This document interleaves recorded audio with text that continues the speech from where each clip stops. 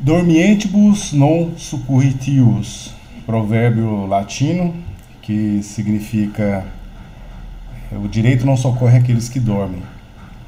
Então, com esse brocardo latino, nós iniciamos a parte recursal. Falando nesse primeiro momento, nesse vídeo, sobre recursos em geral, peculiaridades que são atinentes a todos os recursos. Essa parte ela vai estar dividida em 2 vídeos, tendo-se em vista as implicações na magnitude dos recursos que nós iremos estar tratando. E eu entendi por bem, para facilitar a didática, exatamente dividir aí o conteúdo nesses 2 blocos. E aí, posteriormente, nós iremos estar tratando dos recursos de per si, sendo eles recursos antidistrito, apelação, embargos de declaração, infringentes de nulidade, entre outros. Então é isso. Recursos em geral. Recurso, segundo A.D. Gama, é todo remédio contra qualquer violência de relações de direito e, ao mesmo tempo, meio de defesa na permanência de qualquer ação ajuizada. É o meio voluntário de se opor a uma decisão contrária com o propósito de reversão. Então aqui nós temos um conceito técnico do doutrinador Gama e aqui uma versão mais sintética que eu pude produzir em razão daquilo que nós estudamos. Eu achei muito mais simples. Essa indicação ela explicita de modo mais objetivo a magnitude do recurso, a voluntariedade, só recorre quem quer. Ao mesmo tempo, o sentido de ser de recurso, que é exatamente se contrapor, de se impugnar, de se rebater alguma decisão que foi contrária a quem quer que seja. Então, e só se recorre a partir do momento que queira uma decisão diferente daquela que foi prolatada. Então é nesse sentido que nós estaremos tratando dos recursos no processo penal. Natureza jurídica. Primeira corrente, nós temos desdobramento do direito de ação ou de defesa. É a continuidade da relação jurídica. Então nós temos essa primeira, ela tem por perspectiva exatamente indicar a necessidade de estar vinculada a uma ação previamente proposta. Então, partindo do pressuposto da preexistência de uma ação proposta, seja ela pelo Ministério Público, ou ofendido, ou representante legal, conforme o caso, seria exatamente a longa manus, a sequência daqueles atos lá, de acordo com essa corrente, exatamente pelo fato de dar continuidade à relação jurídica. A segunda corrente, por sua vez, representa nova ação dentro do mesmo processo por envolverem diversas pretensões. Antes, tem base num fato e no recurso enfrenta-se uma decisão. Então, nessa segunda corrente, nós observamos aí que o posicionamento no sentido de configurar uma nova ação, uma nova demanda, que tem a parte de um lado o recorrente e a outra que seria o recorrido. Então, essa corrente traz esse indicativo. A terceira corrente, ela indica que é qualquer meio destinado a obter a reforma da decisão. É uma corrente mais simples, que guarda bastante peculiaridade com a definição que nós já falamos, nós comentamos. Então, a natureza jurídica exatamente é pretender a modificação, a reforma, a reconsideração daquilo que foi prolatado e que de algum modo possa trazer algum prejuízo, direto ou indireto. A quarta corrente, por sua vez, ela indica que é a continuidade. Vamos ver se esse negócio sai. Da pretensão acusatória, defesa. Essa quarta corrente ela é muito próxima da primeira corrente, em razão dessa continuidade. No entanto, dentre as correntes aplicáveis, a que eu me filia exatamente a terceira, mais direta, mais objetiva, e ao mesmo tempo que o objetivo, a pretensão é exatamente a modificação, a reforma, a reconsideração, a retratação, ou seja, que uma decisão tenha sido proferida e ao mesmo tempo se queira modificá-la de algum modo. Então, exatamente essa a que eu me filio, e cada um siga aquilo que achar mais adequado. Nós temos aqui um mapa mental com a fonte embaixo. Como nós falamos em todas as gravações já feitas, as imagens têm a fonte no próprio slide, fora aquelas que eu faço comentário ao vivo mesmo, gravado. E aqui traz um indicativo, é fácil buscar na internet o mapa mental de recursos no processo penal. E aqui é interessante esse mapa mental que mostra várias peculiaridades que nós iremos estar tratando. Forma de interposição, prazos recursais, os efeitos dos recursos, a forma de extinção do recurso, as peculiaridades em relação ao Ministério Público, o que vem a ser a fungibilidade recursal e o reexame. Então, assim, evidentemente que nesse slide não mostra categoricamente todas as peculiaridades que nós iremos tratar em relação ao recurso, mas ele mostra de modo sintético exatamente as principais problemáticas e implicações dos recursos. Objeto dos recursos: discussão de uma irregularidade processual. Nulidades. Mérito: atacando a prova, o fato, a lei, a autoria, pedido, etc.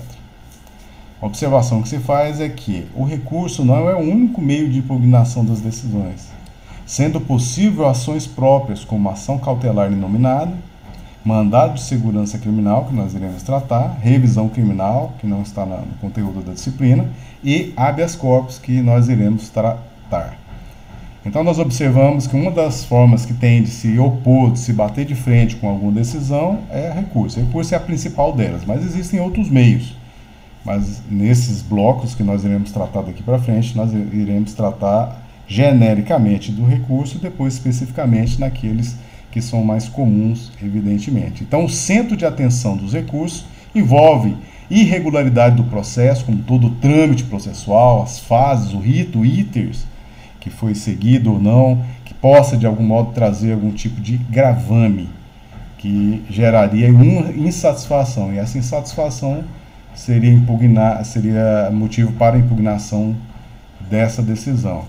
Ao mesmo tempo, a ocorrência de algum tipo de nulidade, nulidade absoluta, nulidade relativa, que é tema que foge ao processo penal 2, está no processo penal 3, mas pode ser objeto aí de discussão dentro do recurso. E atacar o mérito da causa que está sendo discutida ali, a prova da existência ou não do fato, de ter sido o acusado ali, o autor ou não da prática da infração penal, a vigência de uma lei ou não, a interpretação daquela norma e os fatos ali relacionados. Então, essa é a questão nevrálgica que justifica a análise de um recurso. Aí nós vamos ver os atores que são os principais em face da discussão desses objetos, desses questionamentos. Então, aqui já dá um indicativo que não é qualquer coisa que justifica uma revisão por meio do recurso. Não é qualquer coisa que justifica interpor o recurso, que é o termo adequado. Ok? Fundamentos recursais. Então, nós temos aí a falibilidade. A falibilidade, ela representa exatamente a falência humana. Então, o homem é falível, ele pode estar sujeito a erros. Em razão dessa situação, abre-se como um elemento, como um fundamento recursal, exatamente a falibilidade humana. Porque se fosse tomada alguma decisão no âmbito do processo penal irretocável, sem qualquer tipo de questionamento, aí não se falaria em falibilidade, pelo contrário. Então, exatamente pelo homem individual, em especial no âmbito individual, mas inclua-se também o coletivo, mas o individual é mais comum. Errar sozinho, e aí seria um objeto aí de impugnação por meio de recurso. Inconformismo. Então, um dos elementos importantes para justificar a interposição de recurso é exatamente não estar satisfeito com a decisão ali proferida. E essa insatisfação é um elemento, porque se está satisfeito com a decisão, já parte do pressuposto que não é obrigado a recorrer. E aí, em face desta questão, pode simplesmente dar ciência daquela decisão, deixar transitar em julgado e aí cumprir o que foi determinado em nível de decisão ou sentença, conforme o caso. Quando eu estou falando em decisão, é uma leitura lato sensu, ampla, que inclui aí a sentença propriamente dita, a decisão interlocutória, e é isso. Um outro elemento indispensável de recurso, aí nós vamos observar mais à frente na disciplina alguns comentários relacionados ao recurso de ofício, ou ex ofício, entre aspas, ou exame necessário, que não é esse momento. Então, parte do pressuposto que a voluntariedade, ou seja, é um ato que exige um pronunciamento daquele que está insatisfeito, em decorrência da falibilidade humana. Então, a voluntariedade é exatamente a característica maior do recurso. Só recorre voluntariamente, não é obrigado a recorrer, se não quiser. E outro elemento indispensável é a sucumbência. Sucumbência é ter perdido algo. Total, parcial, única, múltipla, paralela, recíproca, direta ou reflexa. Então nós observamos várias formas de sucumbência. O importante é entender que a sucumbência é exatamente ter perdido algo, ter sofrido, ter contra si algum decisum esse que de algum modo tem afetado o direito, direto ou indiretamente. Então ele pode ser de qualquer forma. Então, mesmo a sucumbência parcial, que seria a forma mais mitigada, ela não se afastaria de se recorrer de alguma decisão. Então, é importante nós entendermos exatamente que a sucumbência, junto com a voluntariedade, inconformismo e falibilidade, são fundamentos de todos os recursos. Princípios aplicáveis. Aqui nós iremos tratar dos que eu considerei mais relevantes. Então são vários princípios. A gente vai estar comentando um de cada vez aí para contextualizar. Princípio da taxatividade. Cabimento, previsão legal. E a decisão é recorrível e não transitada em julgado. Então nós observamos que é número clausus. Isso aqui quer dizer exatamente que o princípio da taxatividade implica que deve obrigatoriamente um recurso estar previsto no ordenamento jurídico brasileiro para que ele possa ser efetivamente manejado. Então é de direito, vamos assim dizer, que para se recorrer tem que ter um amparo em alguma norma que estabeleça que aquele tipo de instrumento da demonstração do inconformismo seja manejado adequadamente, estabelecendo o rito, o modus operandi ali de se usá-lo para corrigir alguma falha, alguma falência em alguma decisão, né, falibilidade humana, de modo que é considerado como números clausus, então está previamente estabelecido na norma. E é interessante nesse momento estar mencionando que os recursos não necessariamente estão todos elencados no Código de Processo Penal.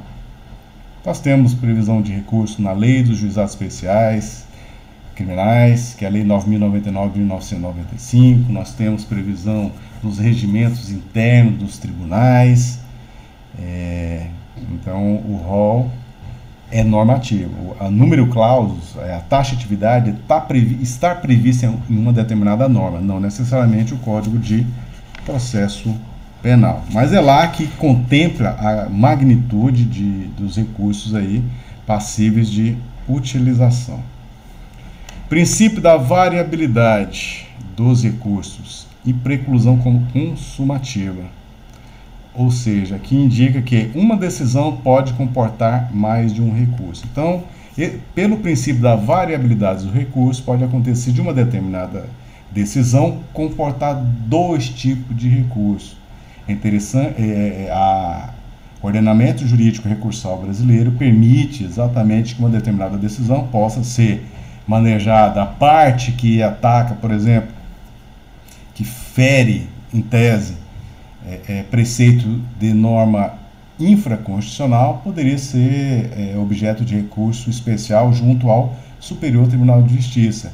E na outra parte, que atacaria diretamente preceitos fundamentais inseridos lá no artigo 5º da Carta Constitucional de 1998, e aí poderia se manejar o recurso extraordinário. Então é interessante nós observarmos que a variabilidade é exatamente permitir que possa alguém inconformado com uma determinada decisão, ele utilizar dos meios legais para demonstrar a sua insatisfação e ao mesmo tempo gerar uma decisão em relação àquilo. Então é exatamente nessa contextualização que nós deveremos entender o princípio da variabilidade do recurso. Sob pena, e aqui um adendo que eu faço, preclusão. Então, a partir do momento que existe a possibilidade de se recorrer contra tudo que for possível, dentro daqueles fundamentos que nós já falamos, perdendo o prazo estabelecido na norma e não utilizando aquele recurso para a finalidade que se deseja, preclui-se, não haveria possibilidade mais de modificação do decisum, salvo situações diversas, que, por exemplo, nós podemos lembrar aí da utilização, mesmo após o trânsito julgado, da revisão criminal, e em alguns casos existem posicionamentos que até o próprio mandado de segurança criminal seria aí um dos instrumentos apropriados para essa rediscussão, mesmo com esse caráter definitivo aí da decisão. Princípio da complementariedade. Por esse princípio, a decisão ela pode ser alterada por embargos e o recurso anteriormente interposto ser complementado. Então, o que nós podemos entender é exatamente o seguinte: nós temos um recurso no ordenamento jurídico brasileiro que se chamam embargos de declaração. Esse é um exemplo. Nos embargos de declaração, o juiz que prolatou determinada decisão é instado a suprir alguma lacuna, alguma dúvida ali na decisão dele, alguma obscuridade e alguma contradição. E aí, nisso, por meio desse recurso, há a complementariedade. Então, essa é dentro dessa linha. Permite-se exatamente a adequação. A decisão sujeita a recurso, ela pode ser readequada exatamente por essa provocação recursal. Agora, a questão da complementariedade é exatamente permitir, por exemplo, que uma decisão que não precluiu, ela possa ser objeto de um recurso comum. Eu ia falar um recurso ordinário, mas não podemos confundir com um tema que nós iremos estar tratando na disciplina, que é o recurso ordinário constitucional. Mas um recurso comum como apelação. A apelação de uma sentença condenatória. Então, dentro desse contexto, pode-se permitir aí a complementariedade, desde que atenda à ordem pública e tenha previsão legal. Essa é uma perspectiva que admite, por exemplo, naquela decisão que foi reformada, que o prolator daquela decisão concordou com os embargos de declaração e ele a modificou, abre-se oportunidade para complementar aquele eventual recurso cabível para aquela matéria, se ele já tivesse sido interposto pela parte contrária, por exemplo. Então, nós observamos, uma das partes, ela entra com embargo de declaração, mas a outra já tinha apelado da decisão. E aí, a partir do momento que os embargos de declaração suspende o prazo ali do trâmite, e aí ele, em sendo procedente, obrigatoriamente tem que se abrir a oportunidade para que a parte contrária possa se manifestar e complementar as informações do recurso que foi interposto antes da decisão dos embargos. Princípio da dialeticidade. ou seja, todos os recursos, salvo regra explícita em sentido contrário, deve-se estabelecer o contraditório, a dialeticidade, permitir que a parte contrária possa se manifestar em relação àquela impugnação, aquele questionamento de uma decisão proferida. Mas, aqui a exceção, os embargos de declaração, quando tiverem efeitos infringentes, ele tem o caráter do contraditório, salvo contrário, não. Então, a partir do momento que a decisão que está se questionando, por meio dos embargos de declaração, queira atingir aquela decisão de modo a afetar o direito da parte contrária, exige-se que ela se posicione a respeito.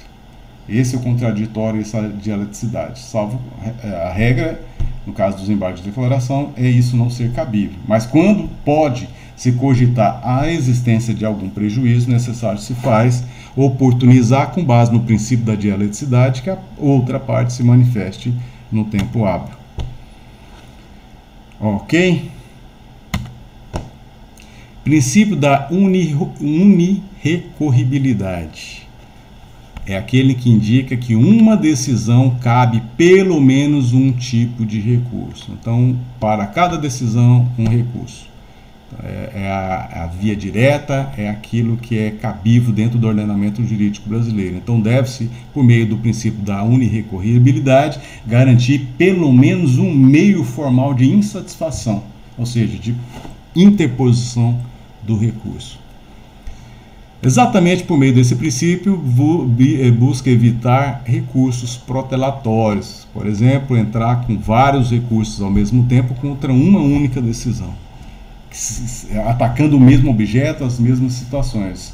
Diferente daquilo que nós falamos do princípio da variabilidade. Então, aqui está se atacando, o exemplo que eu citei foi uma decisão comportar uma parte dela recurso especial e outra parte recurso extraordinário, ou seja, não é a mesma parte tratando, sendo questionada pelos mesmos argumentos com vários recursos diferentes. Não, uma coisa sendo atacada pelo recurso especial e a outra pelo recurso extraordinário. Diferente da unirrecorribilidade que nós comentamos aqui, exatamente para garantir essa possibilidade de se de demonstrar a insatisfação contra determinada decisão, evitando aí o uso de meios múltiplos para instigar o Poder Judiciário a se pronunciar a respeito. Exceções a essa matéria, nós temos recurso especial, recurso extraordinário, embargos de declaração, embargos infringentes.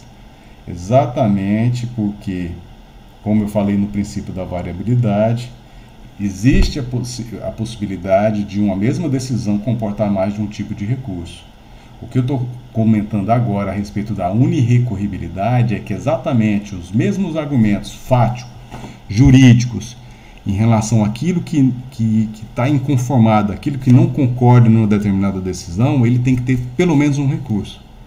Então não se pode, por exemplo, utilizar de recurso especial, recurso extraordinário, embargo de declaração, apelação, recurso antidistrito, carta testemunhável, embasado num único argumento contra uma determinada decisão. Exatamente, situação em sentido contrário feriria esse princípio. Princípio da fungibilidade. Isso é importante. É o único que está expresso no ordenamento jurídico brasileiro. Então, pelo princípio da fungibilidade, pode-se aceitar o recurso errado como certo, desde que tenha sido interposto de boa fé, não transcorrido o tempo para o recurso próprio e haja erro grosseiro. Então, com base no princípio da fungibilidade, pode acontecer de uma determinada decisão ensejar aquele que está recorrendo, ficar em dúvida em relação a se maneja recurso antidistrito, se maneja apelação, e aí ele errando na interposição do recurso, o mesmo pode ser recebido com base no princípio da fungibilidade, mas deve necessariamente atender esses requisitos que estão aí no slide, que é exatamente o primeiro ponto, boa-fé. Tem que estar demonstrada a boa-fé exatamente de ter usado o recurso errado como certo. E o outro ponto, não transcorrido o tempo para o recurso próprio, ou seja, se for um caso de apelação, de recurso antidistrito e ter sido manejado a apelação, ter sido levado em consideração o tempo para recorrer corretamente. Então nós vamos observar que cada recurso tem um quantitativo de prazo. Então a mudança deve-se considerar como requisito exatamente o tempo correto para aquele recurso, como um dos requisitos aí para a admissão do princípio da fungibilidade recursal. E nesse caso aqui, eu coloquei haja erro grosseiro, e pelo contrário, não haja erro grosseiro. Então, lá no artigo 581 do Código de Processo Penal, elenca as hipóteses cabíveis do recurso antidistrito. Então, se o legislador pontuou expressamente situação que ele entende adequado ao recurso antidistrito, não pode se manejar outro tipo de recurso. E aí alguém o faça, então pode não ser cabível o princípio da fungibilidade.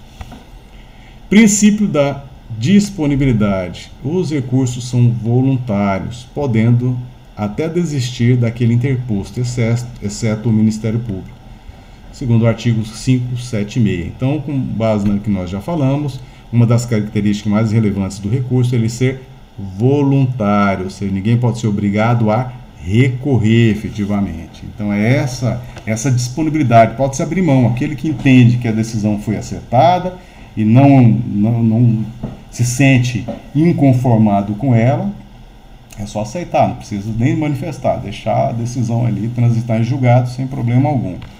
No entanto, nós vamos observar exatamente que uma coisa é você interpor o recurso, outra coisa é você apresentar as razões recursais.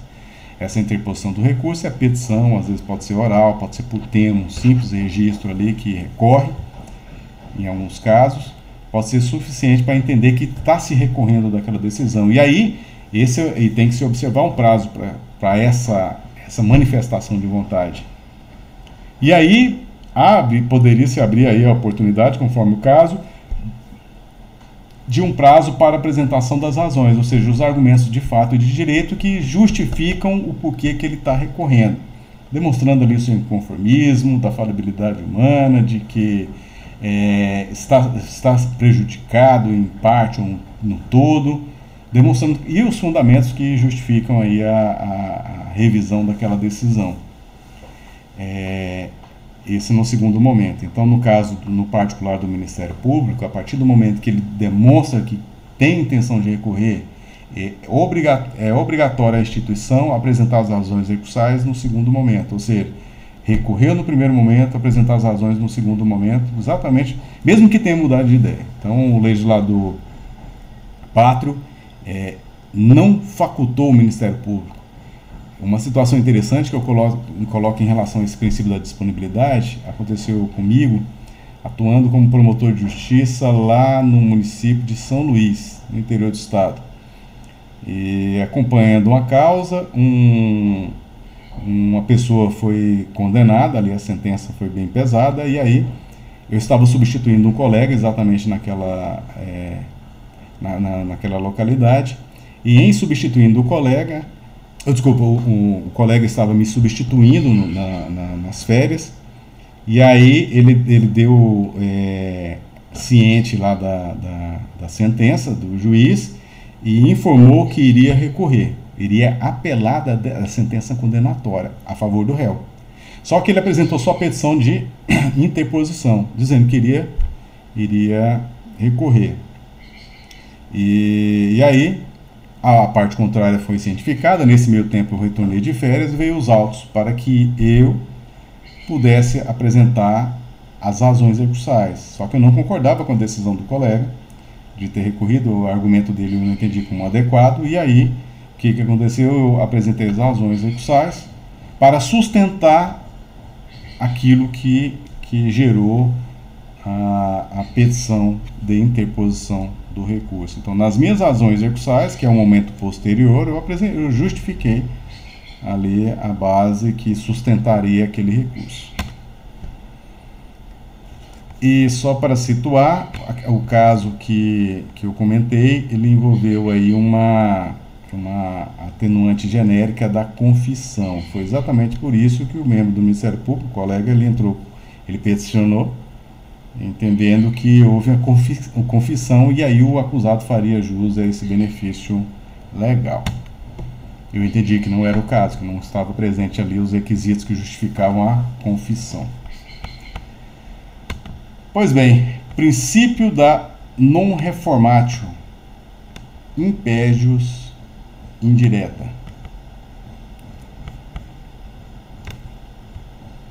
Por esse princípio, na sentença anulada, a nova não pode ser mais prejudicial ao réu, salvo o júri e incompetência prevista na Constituição da República Federativa do Brasil, que pode ser considerado um ato inexistente. Então, esse não reformatio quer dizer exatamente não pode se reformar uma determinada decisão em prejuízo do réu, mesmo que de modo indireto. Então, non reformatio impégios indireto é exatamente isso. A partir do momento que, com base em um recurso, uma sentença foi anulada, essa aqui é a questão que a gente tem que ter em mente. Se a sentença foi anulada, a nova não pode ser mais prejudicial ao réu, desde que o recurso tenha sido só dele, efetivamente. Vamos dizer, se houve uma condenação do acusado e o Ministério Público não recorreu e o acusado recorreu por meio do seu advogado ou defensoria pública e aí obteve uma sentença anulada, a nova, anulando a sentença, evidentemente que uma nova tem que ser proferida. E essa nova sendo proferida, ela não poderá ser pior para o acusado do que aquela que foi anulada.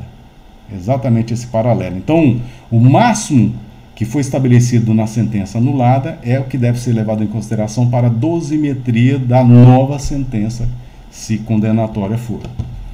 Salvo a exceção que aqui o ordenamento jurídico estabelece em relação ao júri. Em relação ao júri não tem essa particularidade. Ao mesmo tempo, aquilo que está estabelecido expressamente na Constituição, aí eu cito um exemplo esdrúxulo, configurado como ato inexistente, que é uma sentença penal condenatória de um juiz trabalhista, que não detém essa competência.